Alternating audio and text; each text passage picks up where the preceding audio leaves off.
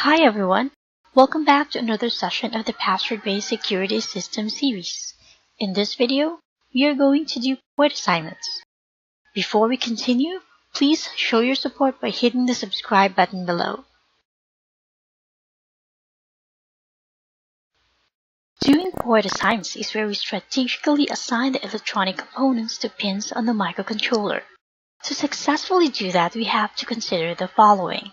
The pins of the peripherals that the component requires for interfacing.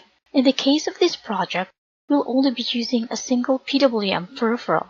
Hence, we need to identify those to avoid assignment to other components which don't need a PWM signal. Strategic pin assignments for less complexity in the programming code. These project interfaces with a 2x16 LCD, and the characters to be displayed are transferred via D4 to D7 pins.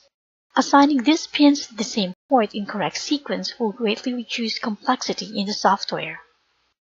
Now let's go through each component and check what type of interfacing they need when connected to the MCU. The keypad needs 7 GPIOs. I have replaced the RGB LEDs that we have designated during the main component selection with 2 LEDs, green and red, and it needs 2 GPIOs. The buzzer needs 1 GPIO. The servo needs to interface with 1 PWM peripheral. The LCD will be in 4-bit mode and will only need 7 GPIOs. In total, we will need to interface to 17 GPIOs and 1 PWM peripheral. To begin, check all the pins where we could connect to a PWM peripheral. As you can recall, this MCU can only accommodate up to 5 PWM. But the highlighted pins are more than that number. This is because the peripherals are remappable, which means that the 5 PWM peripheral can be programmed in software to be assigned to any of these pins. Next, check all the GPIO pins. These will be the pins where we can connect the rest of the components.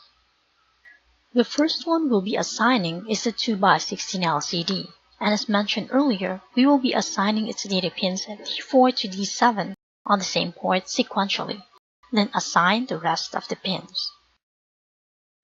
Next, assign the keypad,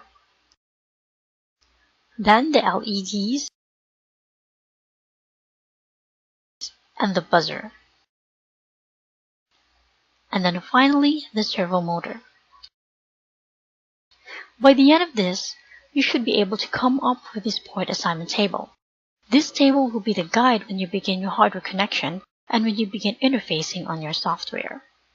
And that's it for the session. I hope you were able to learn something. Don't forget to write in the comment section below if you have a question and hit the thumbs up button if you like this. Thanks for watching and see you on the next video.